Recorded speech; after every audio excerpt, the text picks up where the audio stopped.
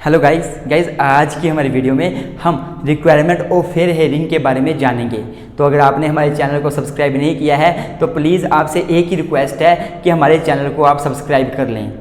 अगर आप हमें इंस्टाग्राम में फॉलो करना चाहते हैं तो हमारा इंस्टाग्राम पेज का नाम लॉ विद ट्विंस है, आप हमें फॉलो कर सकते हैं। इसमें हम जनरली लाइव आते रहते हैं और जो क्वेश्चन हैं, जो LLB BLLB के एग्ज़ाम होते हैं, क्वेश्चन पेपर को हम यहाँ डिस्कस करते हैं लाइव आकर। अगर आप हमें टेलीग्राम में फॉलो करना चाहते हैं तो Telegram page law with twins, Telegram channel law with twins को आप हमें वहां जाके हमें आप सब्सक्राइब कर सकते हैं, हमारे चैनल को फॉलो कर सकते हैं। तो आज दोस्तों इसी के साथ आज की वीडियो को शुरू करते हैं।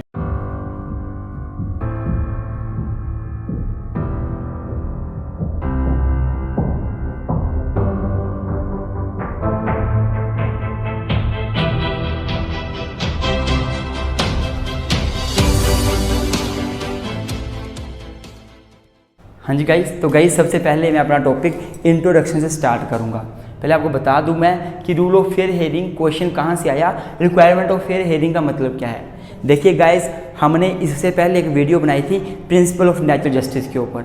अगर आपने वो वीडियो नहीं देखी है तो प्लीज़ उस वीडियो को जरूर देख लें, मैं लिंक डिस्क्रिप्शन में दे दूँगा, जो कि आपको बहुत ही हेल्पफुल होगी इस टॉपिक को ईजिली समझने के लिए। तो उस टॉपिक में rule of principle of natural justice में हमने देखा था कि नेचुरल जस्टिस के दो प्रिंसिपल हैं।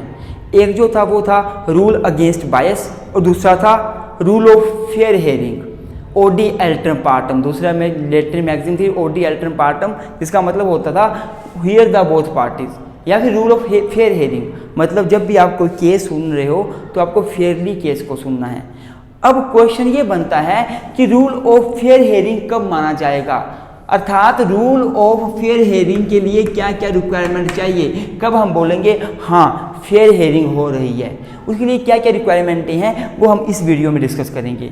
तो आप वीडियो में बने रहें, आपको सारा समझ आ जाएगा कि रूल ऑफ फेयर हेयरिंग में क्या क्या रिक्वायरमेंट जरूरी है। तो सबसे पहली रिक्वायरमेंट अभी डिस्कस करेंगे।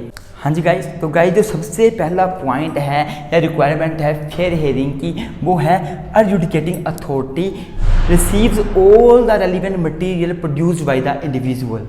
अर्थात जो एडजुडिकेटिंग अथॉरिटी है, एडजुडिकेटिंग अथॉरिटी का मतलब हुआ जो कोई केस डिसाइड करने वाली अथॉरिटी है, जो कोई एक्शन लेने वाली अथॉरिटी है, जैसे कि कोर्ट हो गया, कोई DC साहब हो गया, DC का अपना कोर्ट हो गया, SDM कोर्ट हो गया, कोई भी एडजुडिकेटिंग अथॉरिटी है, उसकी ड्यूटी है कि जो केस की पार्टीज़ हैं, अगर केस की पार्टीज कोई भी रेलिवेंट मटेरियल उसके सामने पेश करना चाहती हैं तो वो उनको रिसीव करे, मना नहीं करे। मान लो ये ए जो है वो कोई एडजुडिकेटिंग अथॉरिटी, या मान लो कोई SDM का कोर्ट का SDM साहब है, DC साहब है, या फिर जुडिशियल कोर्ट ही मान लो आप, पर एडमिनिस्ट्रेटिव अथॉरिटी, एडमिनिस्ट्रेटिव लो है तो एडमिनिस्ट्रेटिव अथॉरिटी है कोई ए जो केस डिसाइड करने जा रही है, एक्शन लेने जा रही है। एक B बंदा है, एक C बंदा है, इनके भी केस चला हुआ है। तो B बोलता है कि सर मुझे ये एविडेंस आपके सामने पेश करने हैं, प्रोड्यूस करना मैं चाहता हूँ, मेरी इच्छा है कि मैं ये एविडेंस आपके सामने पेश करूँ, इसी से मैं केस जीत पाऊँगा। लेकिन जो एडजुडिकेटिंग अथॉरिटी है वो इसको मना कर देती है कोई भी रेलिवेंट मटेरियल पेश करने से। तो ये माना जाएगा कि एडजुडिकेटिंग अथॉरिटी ने प्रिंसिपल ऑफ नेचुरल जस्टिस को वायलेट किया है, उसने रूल ऑफ फेयर हेयरिंग को नहीं माना है। फेयर हेयरिंग तभी मानी जाएगी जब वो सभी के सभी दोनों पार्टीज़ के जो रेलिवेंट एविडेंसेस हैं, मटेरियल है, और वो उस मटेरियल को एडजुडिकेटिंग अथॉरिटी के सामने पेश करना चाहते हैं और एडजुडिकेटिंग अथॉरिटी उनको रिसीव करे, तभी रिक्वायरमेंट ऑफ फेयर हेयरिंग माना जाएगा। अब हम इसका दूसरा पॉइंट डिस्कस कर लेते हैं। हाँ जी गाइस, तो गाइस जो दूसरी रिक्वायरमेंट है फेयर हेयरिंग की वो है the adjudicating authority disclose to the individual concerned evidences और material which it wishes to use against him. तो रूल ऑफ फेयर हेयरिंग तब माना जाएगा जब एडजुडिकेटिंग अथॉरिटी जो है अगर कोई भी एविडेंस यूज करने जा रही है तो जो उस एविडेंस से अफेक्टेड पार्टी है, उस एविडेंस को यूज करने के बाद पार्टी अफेक्ट होगी, उस पार्टी को बताना पड़ेगा। अगर मान लो एडजुडिकेटिंग अथॉरिटी ने कोई एविडेंस रिसीव किया और उसने उस एविडेंस से जो पार्टी अफेक्ट हो रही है उसको उसके बारे में पता ही नहीं है, ना उसको बताया, ना उसके सामने रिसीव किया और डिसीजन दे दिया, तो ये माना जाएगा कि एडजुडिकेटिंग अथॉरिटी ने प्रिंसिपल ऑफ नेचुरल जस्टिस का वायलेशन किया है, रूल ऑफ फेयर हेयरिंग को अडॉप्ट नहीं किया है। जैसे मैं एग्जांपल देता हूँ, मान लो ए जो है वो एडजुडिकेटिंग अथॉरिटी है, अर्थात कोई जज है, कोई डीसी है, एसडीएम साहब हैं और वो कोई केस सुन रहे हैं बी और सी का। अब मान लो बी या सी, मान लो बी है, वो एडजुडिकेटिंग अथॉरिटी के सामने कोई एविडेंस पेश करता है, तो एडजुडिकेटिंग अथॉरिटी की ड्यूटी है कि वो सी के सामने उस एविडेंस को लेकर आए, उसको भी बताए, उसके सामने पढ़े। मतलब एडजुडिकेटिंग अथॉरिटी जो है वो दोनों के सामने जो है उस एविडेंस को सुनेगी, समझेगी, इसको पूरा मौका दिया जाएगा कि तेरे अगेंस्ट ये बोला जा रहा है, इसको भी सुनने का मौका दिया जाएगा। मतलब ऐसा नहीं है कि इसने एविडेंस दिया, इसने सुना और डिसीजन दे दिया, तो वो प्रिंसिपल ऑफ नेचुरल जस्टिस का वायलेशन हो जाएगा। इसलिए बोला गया कि इसकी ड्यूटी है कि जो भी एविडेंस वो यूज़ करने जा रही है एडजुडिकेटिंग अथॉरिटी दूसरे पार्टी के अगेंस्ट, तो जो कंसर्न पार्टी है जिसको अफेक्ट हो रहा है उस एविडेंस को यूज़ करने के बाद, उसको वो डिस्क्लोज करे उस एविडेंस, जो एविडेंस यूज़ करने जा रही है अथॉरिटी। जैसे कि the adjudicating authority disclose to the individual concern, जो CEO कंसर्न इंडिविजुअल है, एविडेंसेस और material which it wishes to use against him.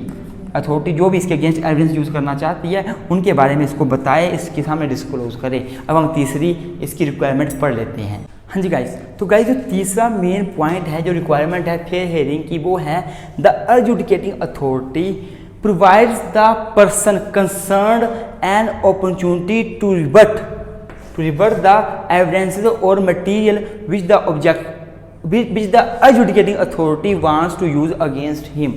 तो सिंपल सी बात ये बोलता है कि एक एडजुडिकेटिंग अथॉरिटी है, वो बी और सी का केस सुन रही है। अब बी ने कुछ एविडेंसेस पेश किए ए के सामने, तो ए को जो है वो पूरा मौका देना है, अपॉर्चुनिटी देनी है सी को, कि सी इसकी एविडेंसेस को रिबट करे, उल्टा कर सके, जो इसने बोला उनको गलत साबित कर सके। जैसे मान लो बी ने ए को बोला कि कोई भी डिस्प्यूट है, कोई भी डिस्प्यूट हो सकता है, तो बी ने कोई एविडेंस दे दिया कि ये एविडेंस है, तो अब ए की ड्यूटी है कि वो सी को बोले कि आपके अगेंस्ट ये एविडेंस आया है, इसको रिबट करो। आप इसको अपॉर्चुनिटी दे, मौका दे इसके एविडेंस को रिबट करने का, उल्टा करने का, और ताकि मतलब इसको भी सुना जाए, मतलब बोलने का। तो रिक्वायरमेंट ऑफ फेयर हेयरिंग क्या है कि जो एडजुडिकेटिंग अथॉरिटी है उसकी ड्यूटी बनती है, तभी माना जाएगा कि उसने रिक्वायरमेंट ऑफ फेयर हेयरिंग को पूरा किया है, फॉलो किया है, जब वो दोनों पार्टी को सुनेगी, प्लस जो पार्टी ने एविडेंस दिया है दूसरी पार्टी के अगेंस्ट, तो दूसरी पार्टी को मौका देगी कि उस एविडेंस को आप ऑपोजिट करो, रिवर्ट करो। लिखा हुआ है the adjudicating authority provides the person concerned, जो पर्सन कंसर्न्ड है, केस से कंसर्न्ड पर्सन है, एन अपॉर्चुनिटी, उसको मौका दे टू रिवर्ट द एविडेंसेस और मटेरियल, कि वो बंदा जो है रिवर्ट करे मटेरियल को, एविडेंसेस को, विच द एडजुडिकेटिंग अथॉरिटी, जो एडजुडिकेटिंग अथॉरिटी है, केस से अथॉरिटी है, wants to use against him, कि वो उस को अगेंस्ट यूज करना चाहती है। फॉर एग्जांपल मान लो इसने बी ने कोई एक एविडेंस दिया कि सी के अगेंस्ट, तो एडजुडिकेटिंग अथॉरिटी उस एविडेंस के बेस पे डिसीजन देना चाहती है सी के अगेंस्ट। तो डिसीजन देने से पहले वो सी को पूरा मौका देगी कि आप बताओ क्या कहना चाहते हो, ताकि सी उसको रिवर्ट कर सके। तो जो रिवर्ट करने के तरीके होते हैं वो अलग अलग हैं। पहला तो है क्रॉस एग्जामिनेशन। क्रॉस एग्जामिनेशन के बारे में आपने सुना होगा, इंडियन एविडेंस में भी, इंडियन एविडेंस एक्ट है उसमें भी आपने पढ़ा होगा क्रॉस एग्जामिनेशन के बारे में। क्रॉस एग्जामिनेशन का मतलब ये होता है कि जो मान लो बी ने कोई भी अपना एविडेंस पेश किया, कोई भी एविडेंस दिया, तो सी को मौका दिया जाएगा कि आप अब इसको रिवर्ट करो। तो सी रिवर्ट कैसे कर सकता है? क्रॉस एग्जामिनेशन से, मतलब उससे वो बातें पूछेगा और उसको क्रॉस करने की कोशिश करेगा बी को, जो बी ने बोला है उसको गलत करने की कोशिश करेगा। मान लो बी ने बोला कि संडे को मैं घर पे ही था, एग्जाम्पल है संडे को मैं घर पे ही था, ऐसा कुछ बोला, तो सी इसकी इस बात को गलत साबित करने की कोशिश करेगा, क्रॉस करेगा, और क्या पता सी इससे बुलवा दे कि संडे को तो बी जो है वो मूवी देखने गया था, कुछ भी, मतलब बस सी क्रॉस कर रहा है उसकी बातों को। तो क्रॉस एग्जामिनेशन के जरिए जो है रिवर्ट कर सकता है बंदा। दूसरा जो है पॉइंट रिवर्ट करने का वो है right to know the evidence. Right to know the evidence, right to know the evidence मतलब बोलने का ये है कि जो एडजुडिकेटिंग अथॉरिटी है उसको जो अफेक्टेड पार्टी है, यहाँ पे सी अफेक्टेड पार्टी है, इसके अगेंस्ट कोई एविडेंस पेश हुआ था जो कि ये वाली अथॉरिटी जो है इसके अगेंस्ट यूज़ करने जा रही है, तो जो ये बंदा है इसको राइट है नो एविडेंस कि वो जाने वो एविडेंस है क्या, उस एविडेंस में बोला क्या गया है, मेरे अगेंस्ट क्या है, ताकि कोई एक्शन तो ले या कोई रिवर्ट करने का तरीका तो अपनाए, कुछ तो करेगा ना ये, तो उसको राइट टू नो एविडेंस भी है। तो जब उसको क्रॉस एग्जामिनेशन करने का मौका मिल जाएगा तो मतलब रूल ऑफ फेयर हियरिंग हुई है।